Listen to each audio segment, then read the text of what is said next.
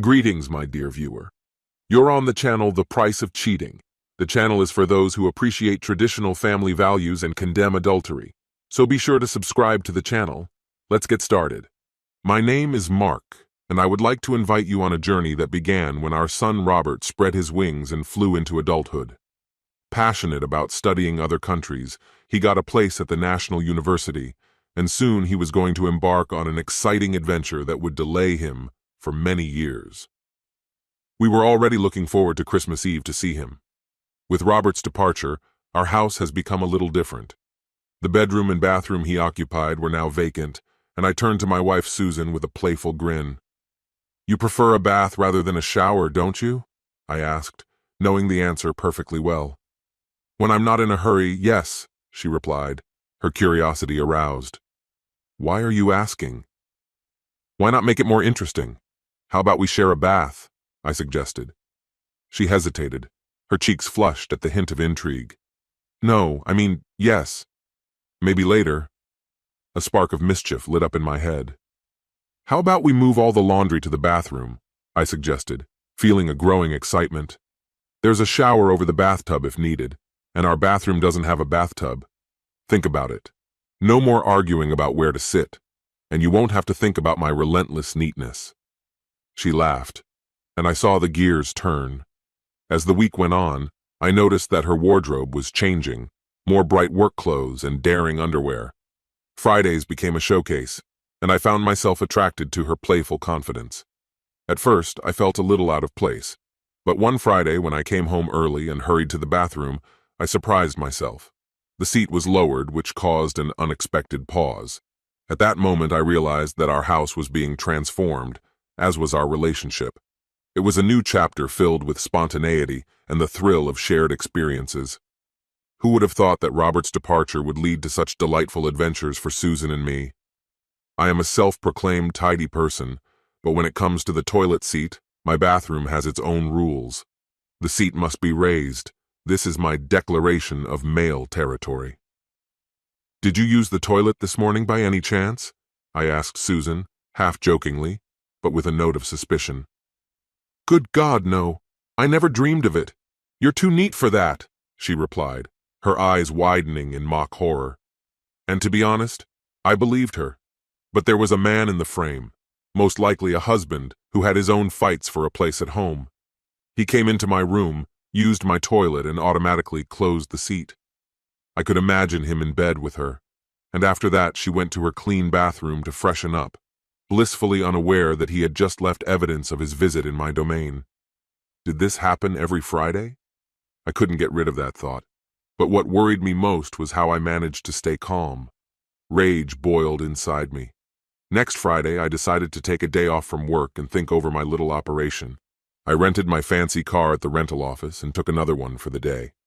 I got home just in time to see her leave the house, and a plan began to take shape.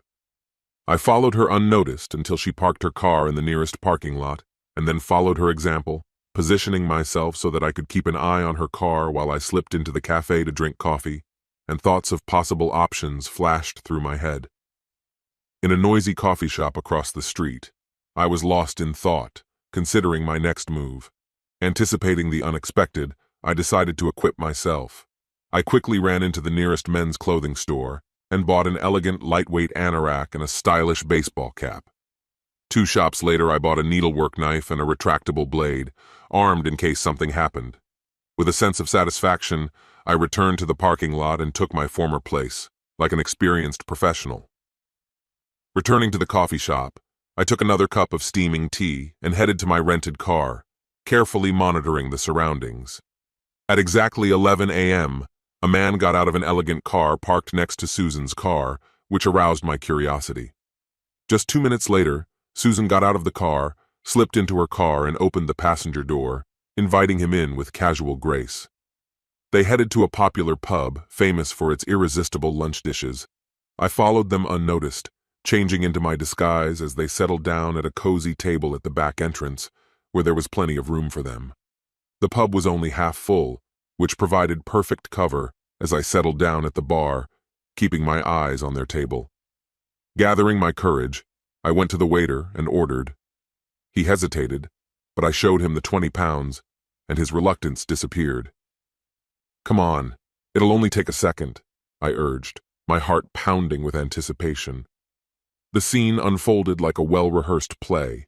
I went to the bathroom, discreetly poured out beer and coffee, and then went back into the dining room.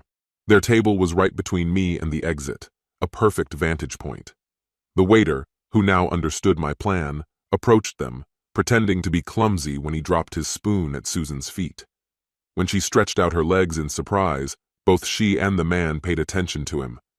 Taking advantage of the moment, I slipped behind her chair and grabbed her purse, which was hanging on the back. She disappeared under my anorak as I left the house, adrenaline pumping through my veins. On the street, I quickly rummaged through her things, found the keys and climbed into her car, leaving the rented car behind. The exciting chase has just begun. It seems that the plan unfolded in parts, each of which was more mysterious than the previous one. Almost instinctively, I drove to the airport and parked the car in a long-term parking lot, like a moth attracted by a flickering light. After getting out of the car, I absent-mindedly wiped the steering wheel and gearshift lever, finding several spots of my own fingerprints, traces of my presence in a place that seemed strangely familiar and at the same time alien. As I was riding in a taxi back to the pub, my phone buzzed from an incoming call from an unknown number. "Hello? Is this Mr. Mark Miller?" the voice on the other end asked. "Who is this?" I replied, feeling curious. "This is a pub. There is a lady here who seems to have dialed the wrong number." I felt annoyed and abruptly hung up the phone. However, the calls continued to arrive, each of them more insistent than the previous one. I canceled them one by one, amused by the confusion on the other end. Were they puzzled by my silence, or did they really make a mistake with the number? When I returned to the pub, I looked around the room, but found no trace of the lady or the caller.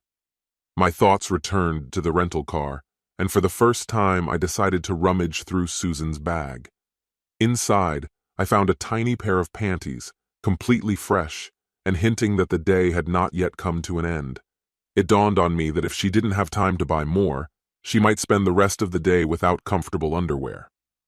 When I opened her purse, I noticed that it contained keys, cash, cards, a mobile phone, and a handful of contraceptives items that seemed inappropriate given the nature of our relationship. After skimming through the messages, I discovered that she had a lunch date with Edward, a name that I began to associate with something more than just a casual acquaintance. The mention of his sleek car ignited a spark of awareness, setting off a chain of events that I could hardly have predicted. When I returned the rented car to the rental office, the engine hummed softly while I parked it. With a satisfied click, I locked the doors and slid into my car, the familiar skin lying pleasantly under my fingers. Where am I going? Susan's place of work. There was a ghost town in the parking lot, no cameras, no prying eyes. After parking, I took out a knife, the blade of which sparkled under the rays of the midday sun.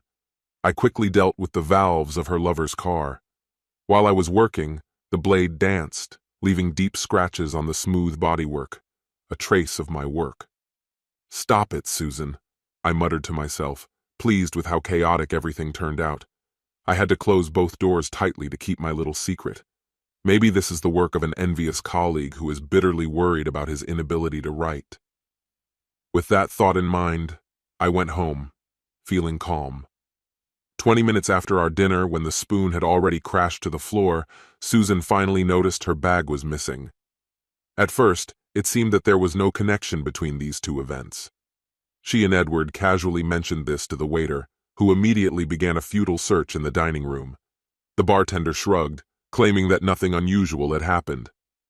"Maybe you left her in the car," Edward suggested with a hint of hope in his voice. "No way. I distinctly remember putting it on the back of a chair, but let's check it out anyway." Panic began to creep into my soul. "Damn it!" she exclaimed, her heart pounding wildly. "After all, the car has disappeared too!" Panic was building as she rushed back to the pub, panting with excitement, urging them to call the police. Can they contact her husband?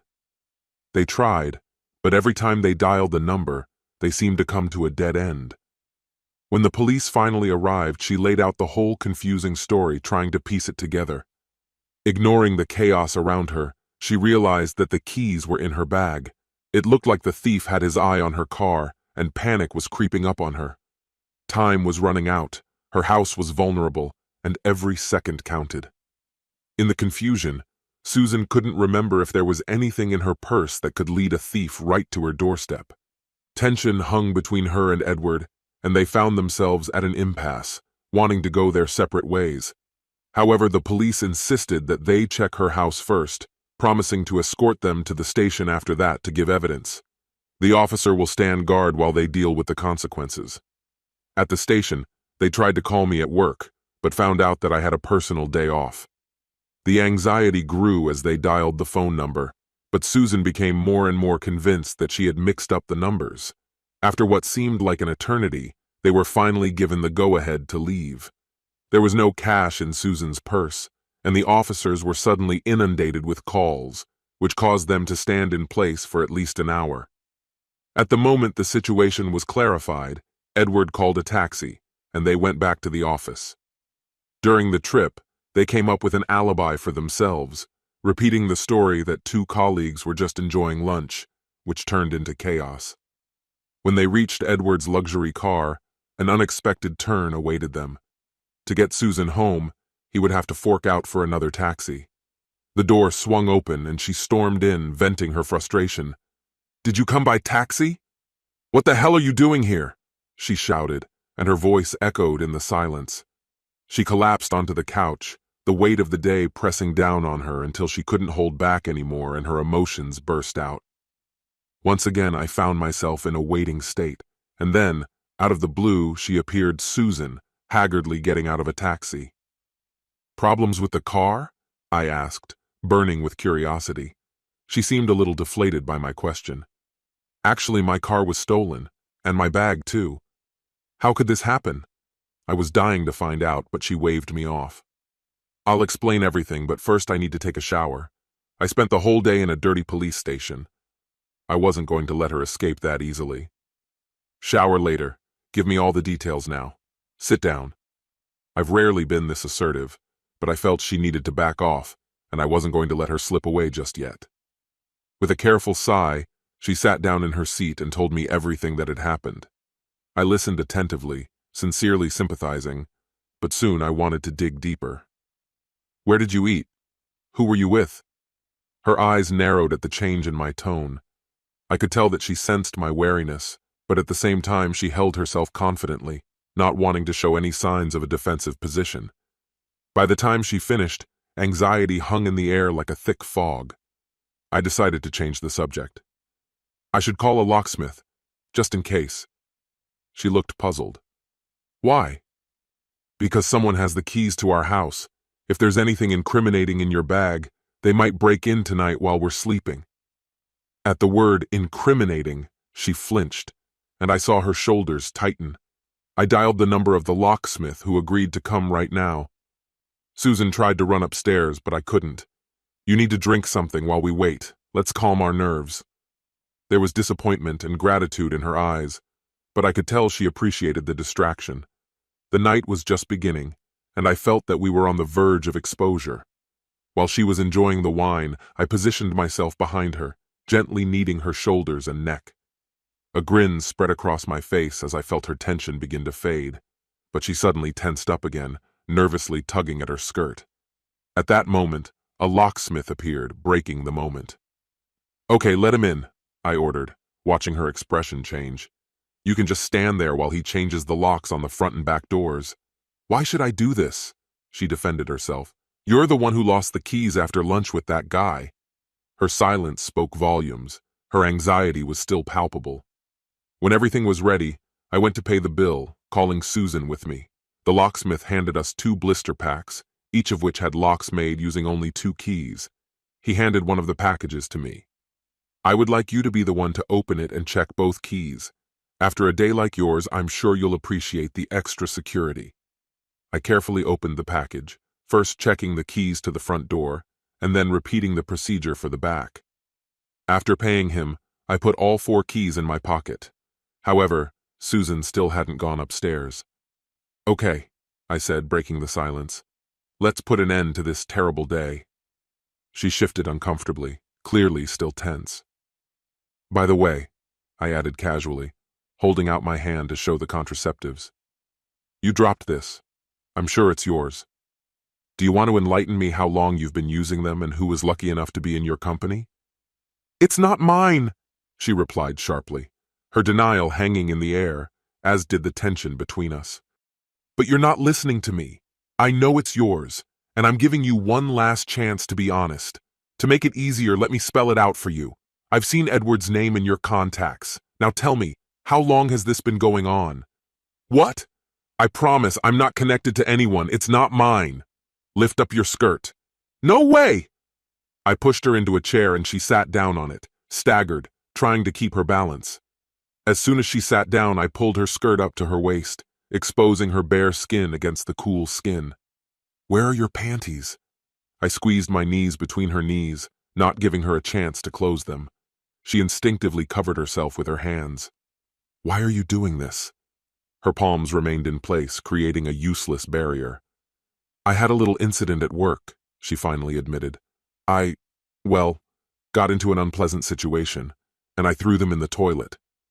"And what did you do with them?" "I threw them in the trash. It's always frustrating when you don't plan everything properly. As a result, you end up in a web of hasty questions. It's too late to regret now." "Why didn't you buy spare parts? Have you been hanging around all day?" "Shortly before lunch, I found myself in a whirlwind of chaos. I intended to pick up the necessary things on my way to work, but fate had other plans. My car was stolen, and everything suddenly got out of control." "And then Edward showed up. You left with him without panties. Seriously, why didn't you just stop by the store on your way to the pub?" The very thought of it was terrible. "He's the one in charge of the project I'm temporarily involved in." "And what do you think is more uncomfortable than trying to enjoy lunch while the wind playfully teases you?"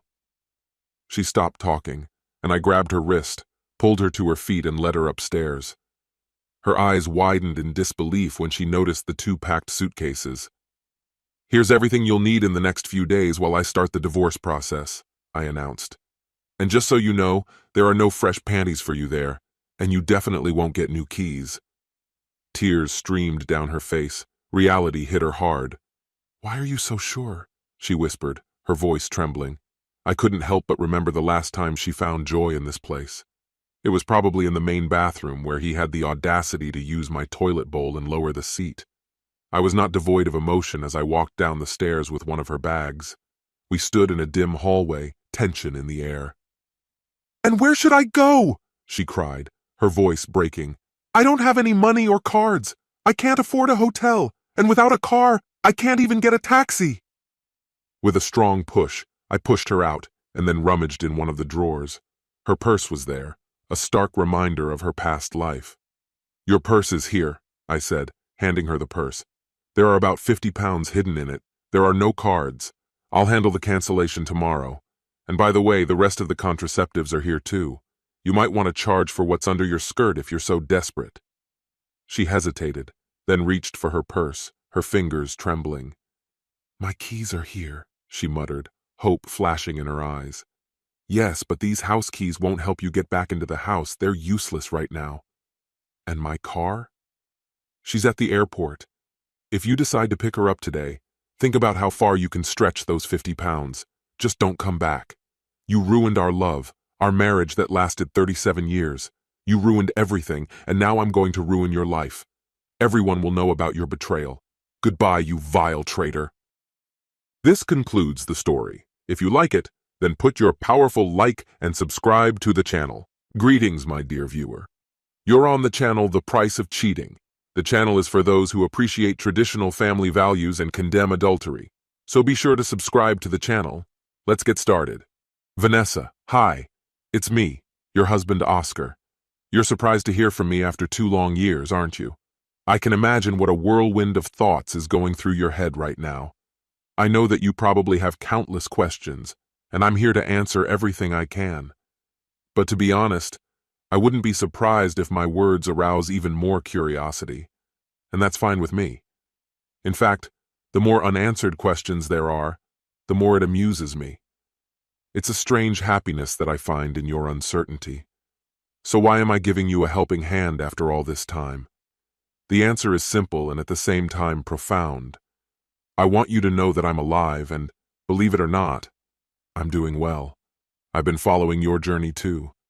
I couldn't help but notice the disappointment you faced with the last private investigator you hired. I thought it might discourage you from looking for me. But I must say, it's funny to watch you spend your time and resources on a frenzied goose hunt. Are you looking for me, or are you really attracted to my $50 million? Does it matter anyway? Now let's move on to some of your burning questions. Yes, I made my choice and left. No, I don't regret it. The decision was not hasty. In fact, it took a whole month of careful planning to get everything organized properly. This means that the last month we spent together was nothing more than an elaborate performance. I did this because if I went for a straight divorce, I would have to give up half of everything we built together. With this approach, you will leave with nothing, nothing that you don't deserve. After all, why should I financially support a deceptive, unfaithful partner? The crazy thing is that divorce laws in this country seem to be developed by those who take revenge on men.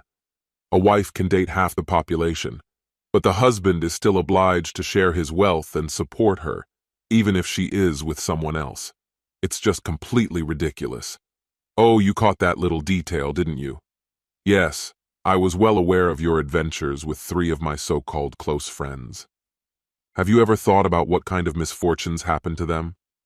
It's amazing what small amounts of money like $30,000 can achieve when they fall into the right hands. I heard that these 3 faced serious consequences during their divorces.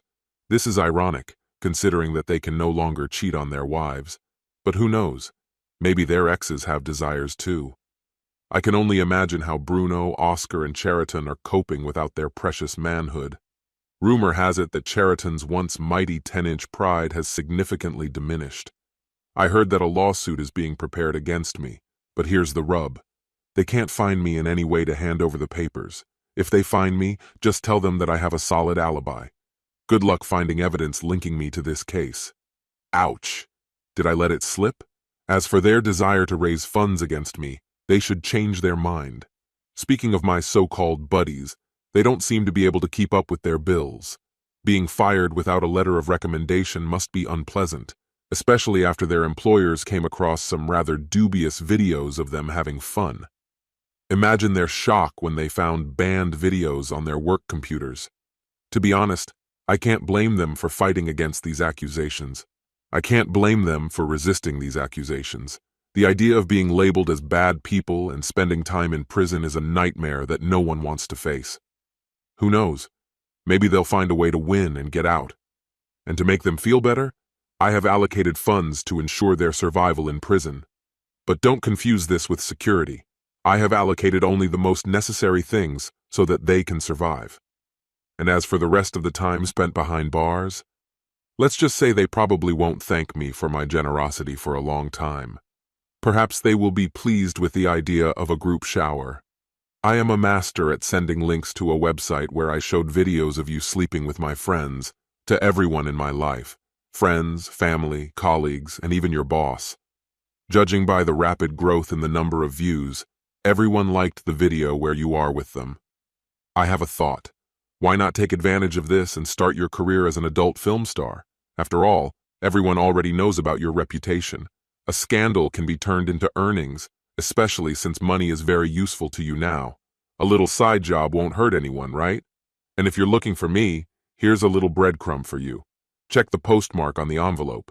But don't waste time looking for me. It's not that easy to find me. My friend had a business trip to this city, and I asked him to send a letter from there. There's no need to involve anyone we both know. And just so you know, he's a man you've never met.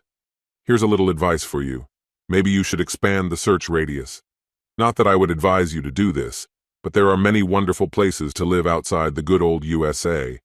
I've heard that Greece is fantastic, and Germany or Ireland can be no less charming. Who knows? Maybe I'll go to one of these places myself. But on the other hand, I could write you a line about these stamps. And the last thing, I cleaned out all the accounts, emptied the safe, and took everything from the house. Yes, all those jewelries that I've given you over the years. and a few more treasures that you probably know about. I sold it all for a mere penny. So what awaits you next? The world is waiting. However, that's not all yet. But soon I'll let you in on the juicy details. Unfortunately, I had to leave you with your wedding set.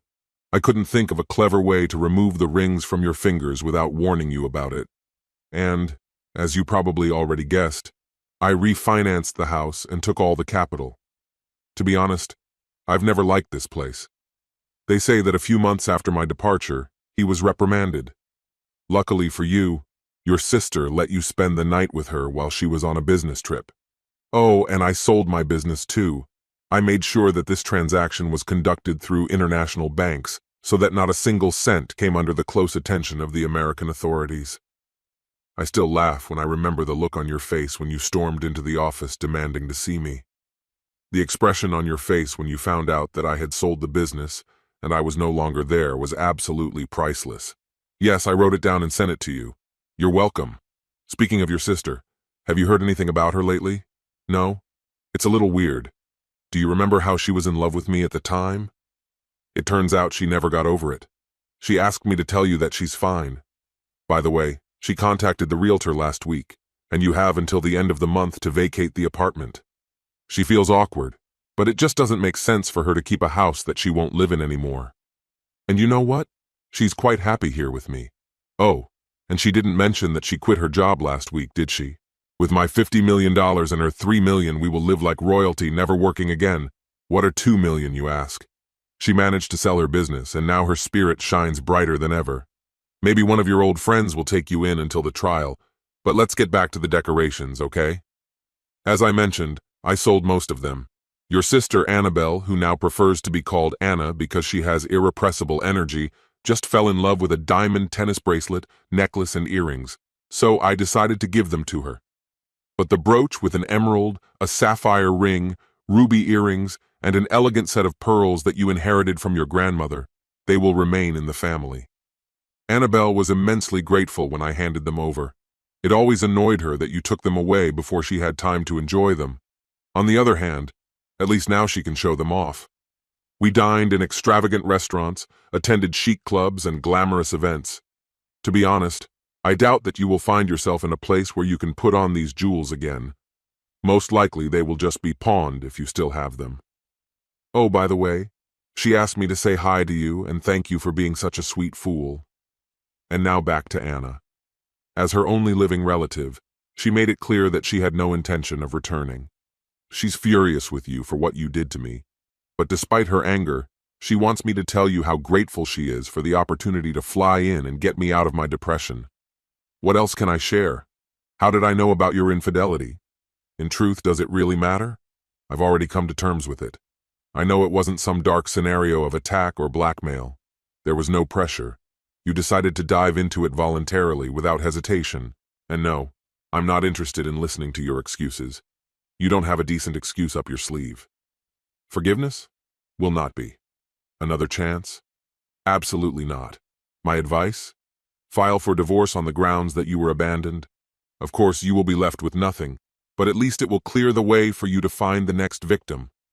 I heard that Bruno, Oscar, and Cheriton are single now. Since they don't seem to be coping, maybe one of them will take you in and let you sleep next to him. But to be honest, it doesn't matter to us at all. We are happy the way we are. And you know what? I am pleased to announce that Annabelle is 5 months pregnant with our first child. This is the girl you've always dreamed of. Anyway, it's time for me to wrap up. Annabelle's old college friend is coming. Did you know that your sister is bisexual? Obviously, her friend did too. Anna just handed me a handful of vitamins and warned me that I would need them. She said something about the long week ahead and that I wouldn't get enough sleep. Thank God I'm retired. That's all for today. I'll try to write from time to time so that you don't think I've disappeared. This is not your loyal correspondent, Oscar. I'm not going to lie to you. I'm very happy that you ruined our 27-year marriage. You never wanted children, and your sister is happy to give me a lot of children. Goodbye. This concludes the story. If you like it, then put your powerful like and subscribe to the channel.